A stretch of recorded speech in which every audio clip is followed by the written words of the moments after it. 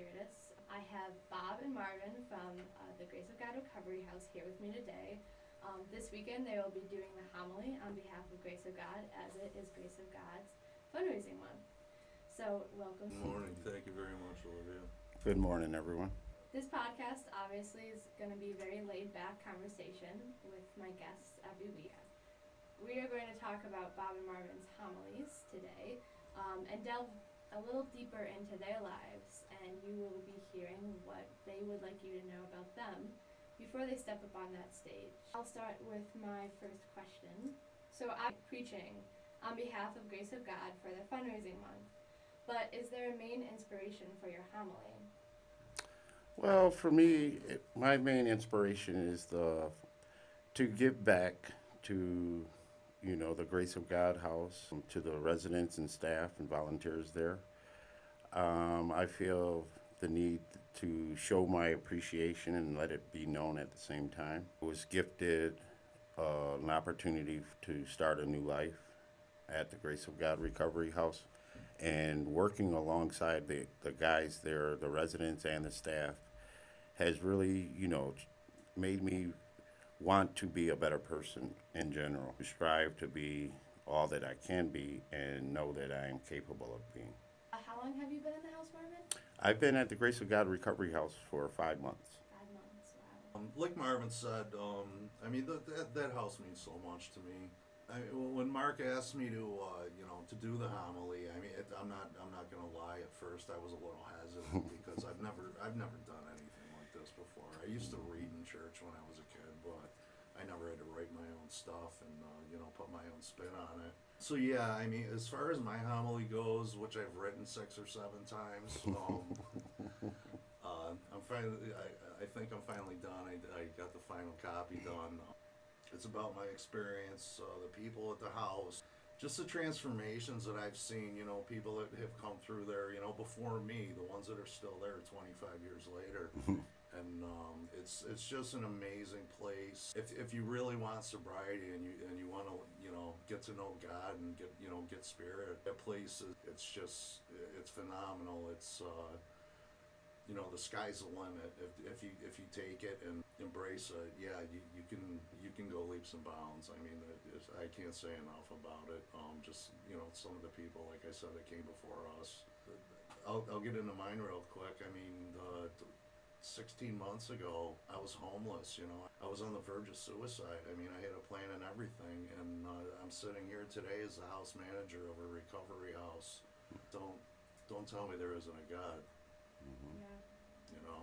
Yeah, definitely as an outsider looking in and coming into the house, it's always the most welcoming place. I always say, I feel more welcome walking into that house than, out in my suburban cul-de-sac that I live in or my neighborhood. So it's really amazing. And last night there was a dinner at the house, and really getting to know some of the guys' stories. I think I got in the truck and I told my mom, those are the most amazing guys I've ever met. Yeah. Obviously, you just explained a little bit about your journey and how you found the Grace of God house. Before you step on that stage to say your homily that you've taken lots and lots of time to really think about and go through, what would you want people to hear before they hear it? A little bit of my backstory. I've made numerous attempts to get sober, and I've gotten a year a couple times, and I've gotten to 14 months. As a matter of fact, today is my 14-month anniversary. All right, congrats. But usually around that time is where I pretty much told myself I got a handle on this, and let's try a different way, a different approach, and I can drink responsibly. I just needed that break, and this time around, I went through a place called Freedom House, which is a 90-day inpatient, and I met a guy there named Mike Fazio, who was, he had a little 2 or 3 guy Bible study that he did in there every night, and my first weekend there, he invited me. I'm like, you know what? I said, this is the only thing I never tried in getting sober. This was the spiritual side of it. From that day on, every night at 7 o'clock for 3 months, I sat in that Bible study and I got to know God a little bit. One of the counselors there, Vinny Williams, he he's good friends of the house. He came to me and he said, look, he goes, I know you have other plans. He goes, but there's a little house on Franklin Street that I think you might want to check out as an alternative. So we set up the interview, and I went and met Mark and John Prohera, and it was like a job interview, really. It was very extensive and very intense.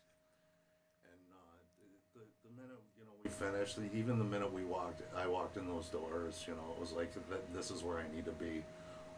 Because when you walk in the house, and I'm sure you can attest to that, there's a feeling in that house, and so yeah, that's when I found my home, and the rest is history as far as that goes. Yeah, I think it might have been Larry last night who was talking, who said it's just like, even when people aren't there, those walls are just love, like beams off of them, and it's like it just soaks it up every time someone's in that kitchen or the living room, or even like the bedrooms and stuff. You can always When feel Larry it. said that, I started to tear up because he hit it right on the head. That feeling just completely surrounds you when you're there. You can be there by yourself, like he said, and just still feel, the compassion, the love, the warmth, the embrace of just knowing that you're in a safe environment and you're welcome. Yeah, it is really amazing. Do you, Marvin, have anything to say on that question? Would you like me to? Well, yeah, so about my introduction to the house, I'm the youngest of 6 boys, and I got to the place to where I was basically hiding out from my friends, family. I hit the rock bottom that everyone, talks about. And I came to know about the Grace House through Park Ridge. Went into the inpatient there and was working with a guy by the name of Al Knight, who is my counselor. And after several weeks of working with him, he, decided to give me the opportunity to do the extensive interview with Frank, John, it was Connor, and Adam. And once I walked into Al's office and those guys were sitting there, I was nervous and didn't know exactly what to expect. But just after 5, maybe 10 minutes of sitting there talking with them and the questions that they were asking me and the responses that I was receiving, it just made me just feel so relaxed and share with them everything that, I went through, everything that, I was looking forward to gaining in my near future. It just really made me feel at peace. And I was definitely, really eager and surprised that it went that well.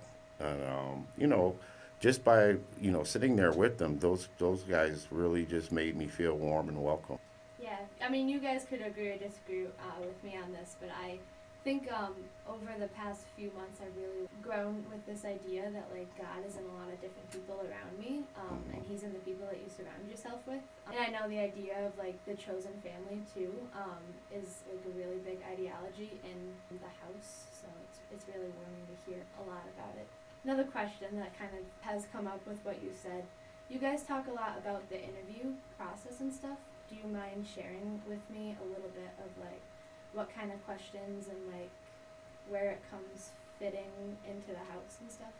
Alrighty. Yeah, go ahead, Marvin. Yeah, well, the interview basically is, them just trying to get to know who you are, where you come from, obviously like what you've been through, your goals are for, the near and further future. And basically they do too share, their past. They definitely, go over the rules of the house, tell you about, what they expect of you, what you, can do, what you're allowed to do, and basically make you feel that, you can work at your own pace, but at the same time, be productive at the same time, They definitely let you know that it's going to be some hard work. Some days are going to be better than others.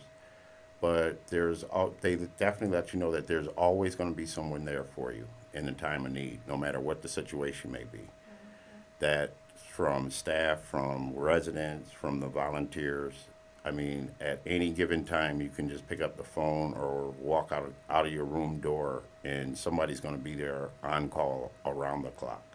which was really, really important. Yeah. Yeah, my experience with my interview, like I said, I got to the house. Mark answered the door. I actually thought he was one of the residents.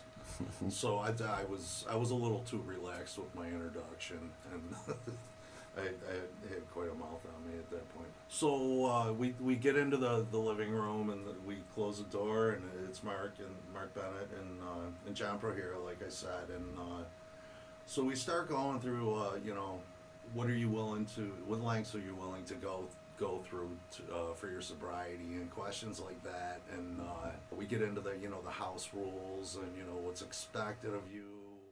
I'll tell you, at first it was really intimidating. It was there was a lot of words, there was a lot of rules, regulations, and you have to write a schedule every day, hour by hour, what you're going to be doing. And I mean, at first it's like, oh wow, I can't do this, this is too restrictive, and I mean, after sitting in that room for about a half hour and just listening to Mark and John talk to me and the passion that they had in their voice, I'm kind of like, you know what, I think I can do this, because like I said, at this point, this is my last resort. I almost took the final step. I mean, this is it for me if I don't figure it out this time. And I'm like, you know what, I'm gonna do whatever these people tell me to do. And I'm always gonna remember this. Mark he had such this look on his face. He leans over and he goes, we love a lot and we hug a lot. And it was almost, he had like an angry look on his face. And I'm like, this guy's serious. It was definitely a life-changing experience for me. I thank God every day that I said yes and they said yes. Yeah. Because at first I didn't think, I thought I blew the interview, because Mark's like, I'll definitely get back to you by 5 o'clock today.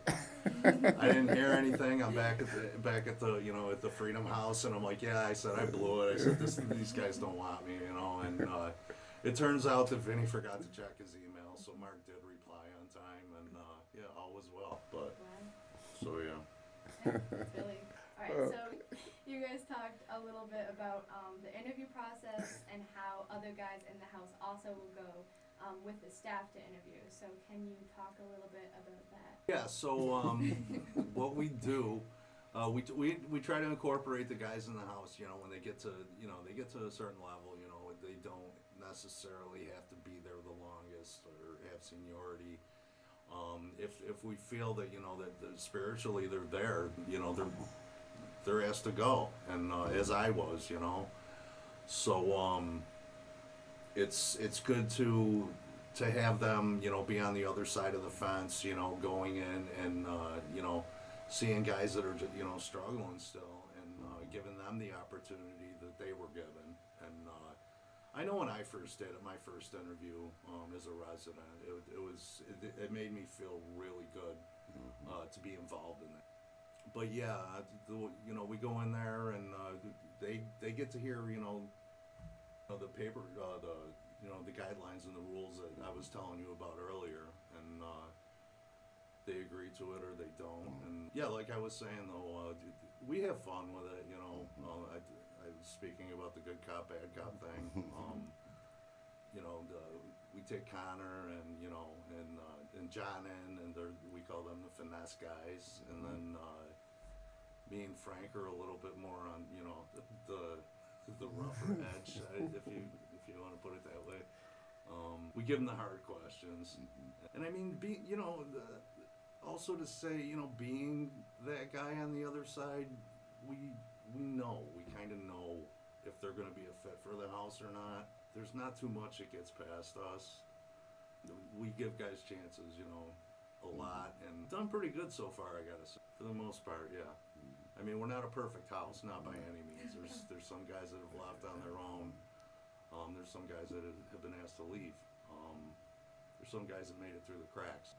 Ultimately, the core of the house is, it's solid, and the guys that are meant to be there stay there. And even after they leave, still keep coming back. So. Yeah, I think there's something to be said too that a lot of the staff, the house director, and the house manager all have a past of recovery and addiction and stuff. And I think in many different experiences in life, you really never understand until you go through it. And I think a lot of the experiences that I hear from the guys is that I've been welcomed here, and I have gone through this, and this has been the most successful because it's not just a job. And it's, you know, they're going through my recovery with me because they know how difficult, and they know how hard this is to get through. Right. And they know the ups and downs. In the house, there are the 12 steps that Connor painted, and is a big part into The artiste. Yes. is one of the big parts into recovery and what is talked about with the guys and what they kind of live by. So on the steps, it says, well, the 12 steps. We got honesty, hope, surrender, courage, integrity, willingness, humanity, love, responsibility, discipline, awareness, and service.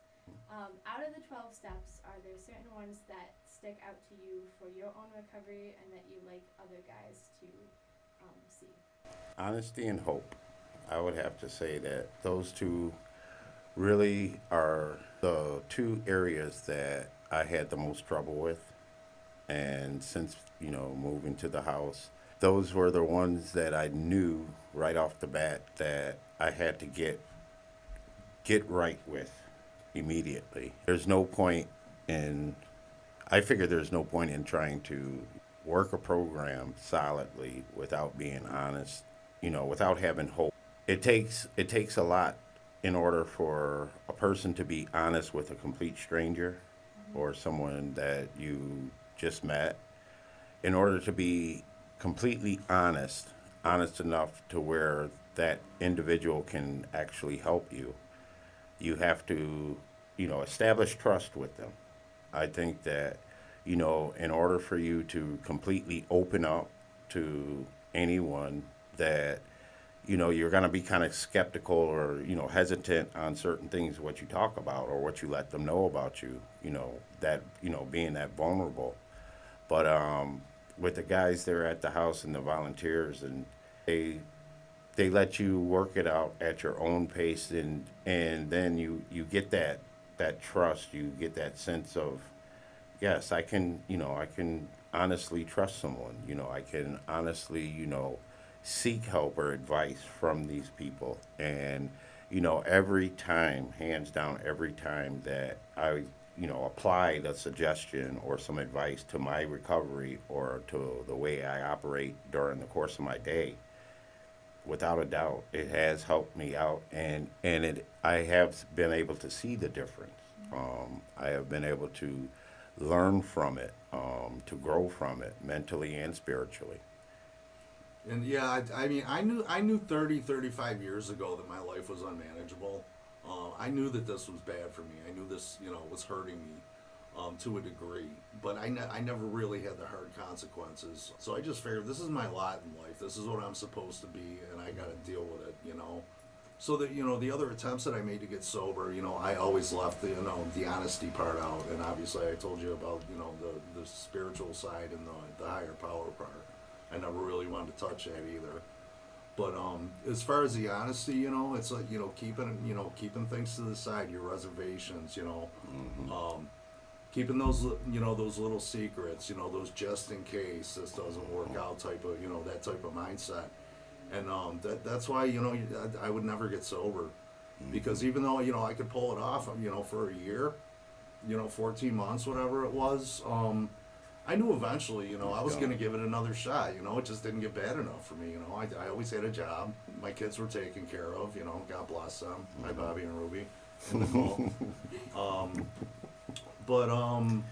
It's the honesty part is huge for me, because once you sit down with somebody and you tell them everything you did, and, you know, when you're feeling, you know, like, hey, you know, I could use a drink today, you know, you call somebody, you tell them, listen, this is how I'm feeling. You keep those hidden, you keep them to, you know, inside, whatever.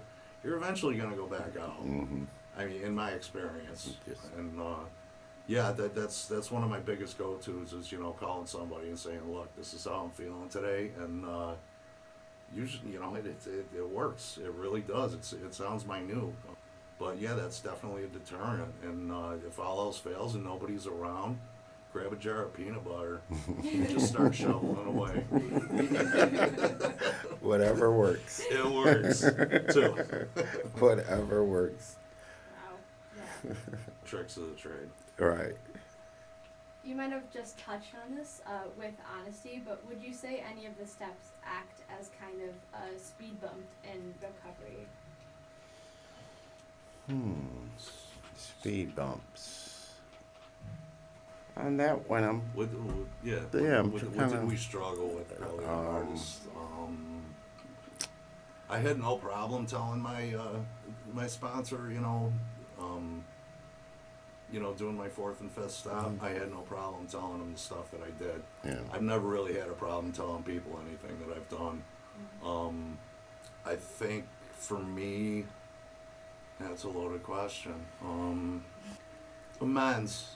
I'm gonna say amends, because I wasn't sure.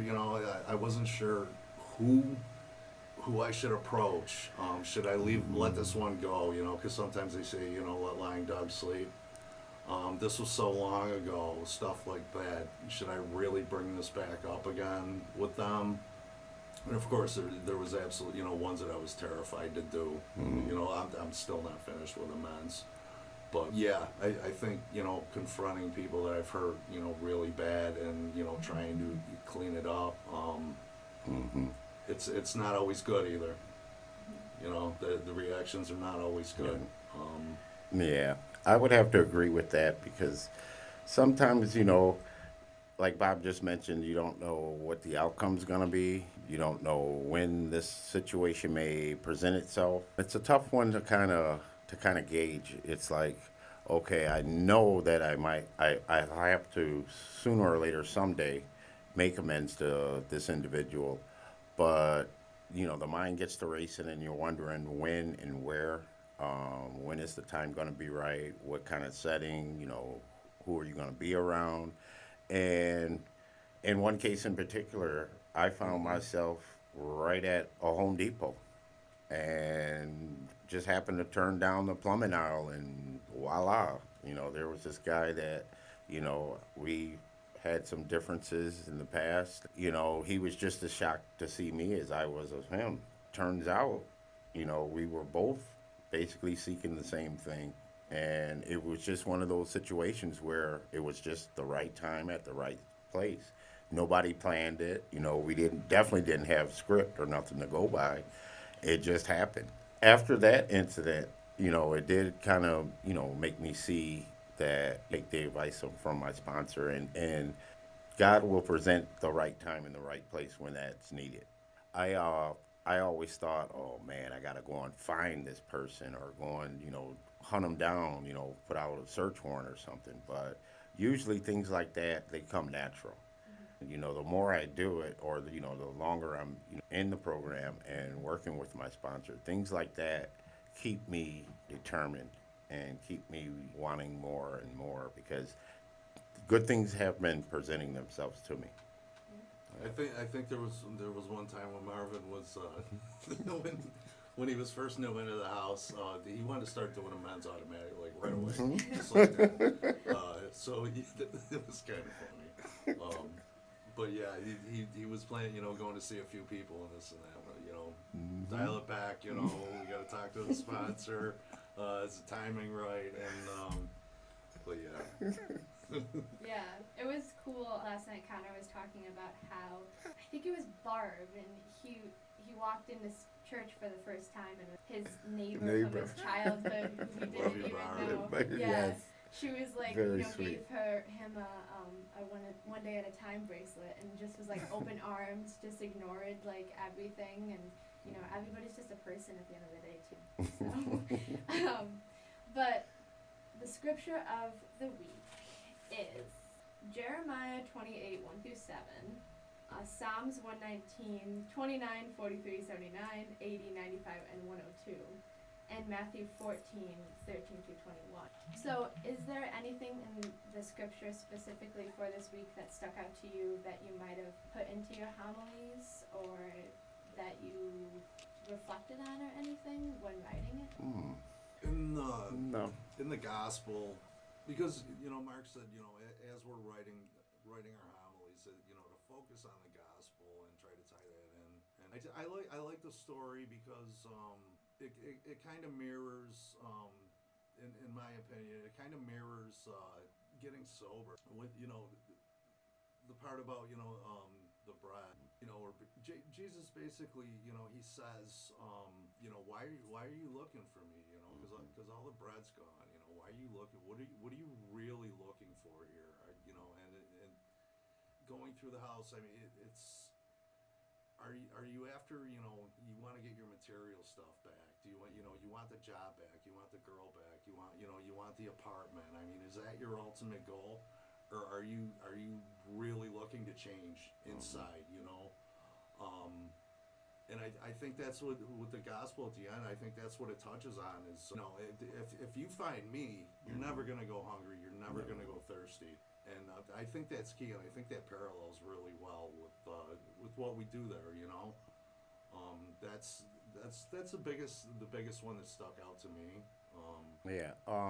Yes, I definitely agree with that because it's like if you just walk the trail is presented to you and not try to deviate or veer off, that things will present themselves to you. Things, everything should be presented to you by you, you know, dedicating your time to the program or being, the best person that you can be. If you tend to just want the material things and looking for quick solutions without any type of effort or any kind of struggle, then chances are that you're doing something that's maybe a little off. But if you just have faith and, believe in yourself and your higher power, that, things will come, definitely positive things will come your way.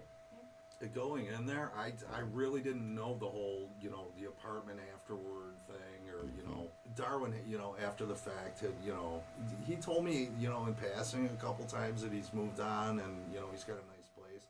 I didn't know it was part of, the grace of God, transition.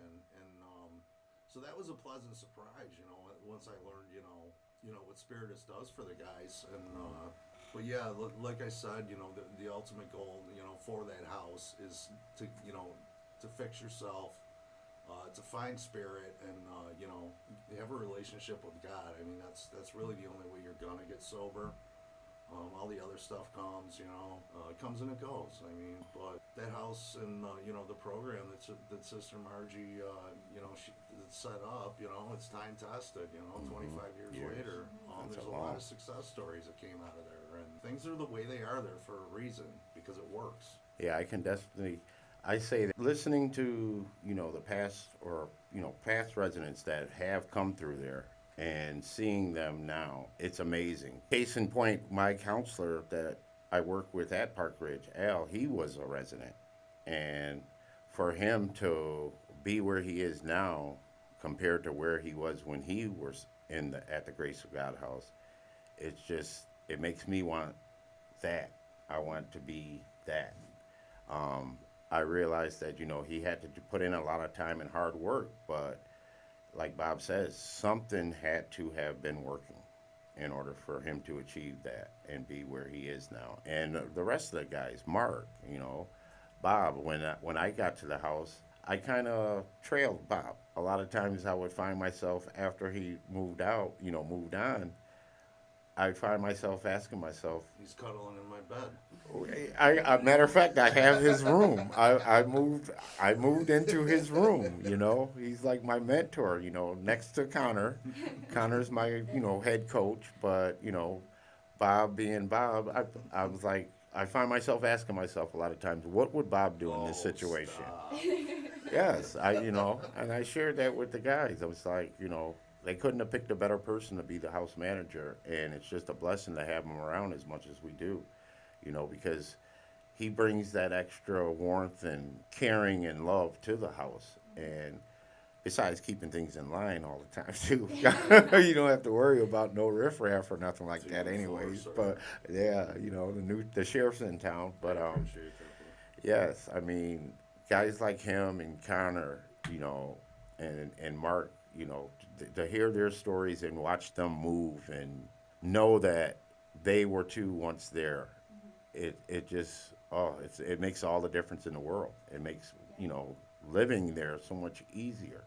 The thing, it makes me think a lot about the saying, it takes a village, Right. which I think is another thing that could be with getting more into the church and doing things like the podcast, like my mom's been saying lately.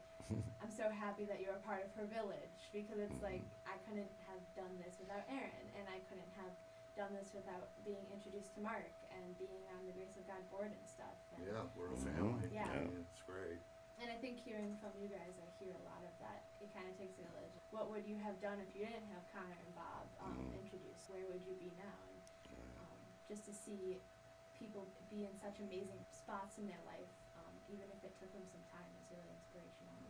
Right. Chapter 13 in Sister Margie's book. It's called Tough Love. It's my favorite chapter. I highly recommend reading that book. All right. Kind of wrap it up here. This is kind of a repetitive question. What would you like people to keep in mind when listening to you preach, if they've gotten anything out of this podcast and the words that you've said today? For me, I would like to get the message across that this place is just truly amazing. It has brought me such a long way. It has totally changed my outlook on the way I think of myself and others.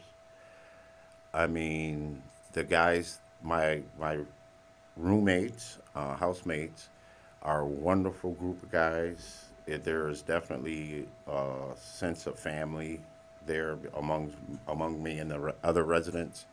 And again, the staff and the volunteers, you couldn't find a better group of people to be around and to learn and take suggestions from. They are truly there, from the bottom of their heart, because they care.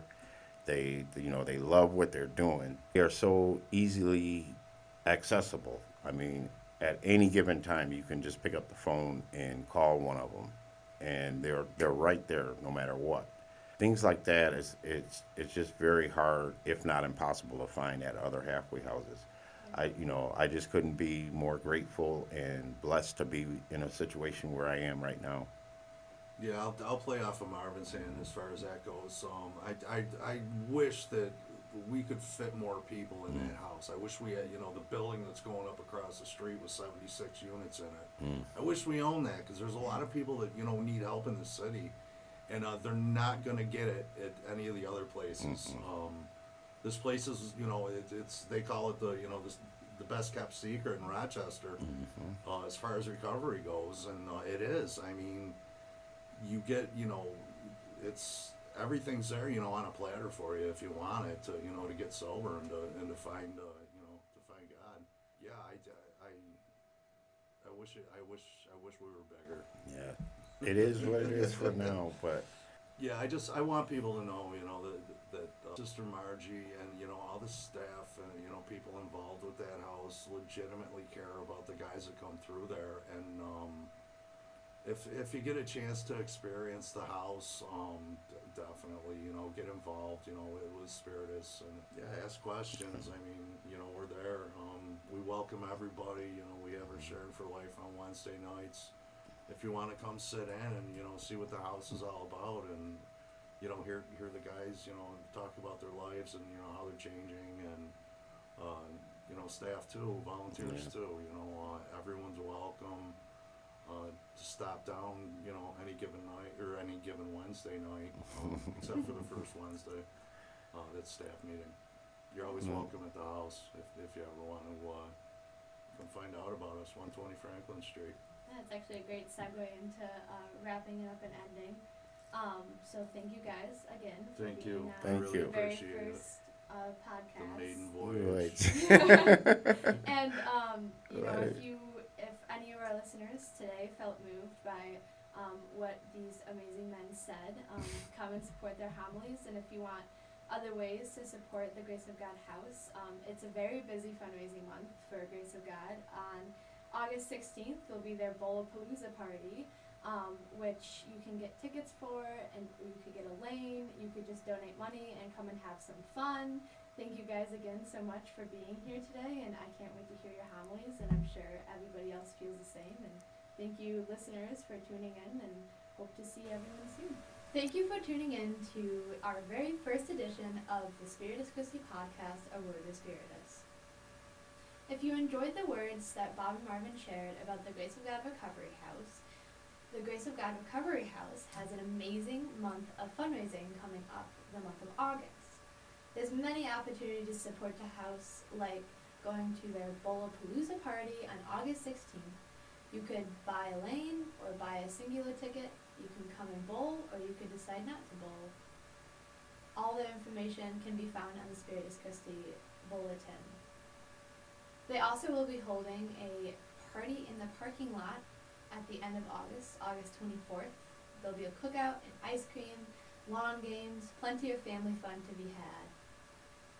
The same day, August 24th, before 5 o'clock Mass, you could come by the house and get your car washed by the youth and the guys at the house. We hope to see you there, and we hope that you enjoyed the very first edition of A Word with Spiritus. Here we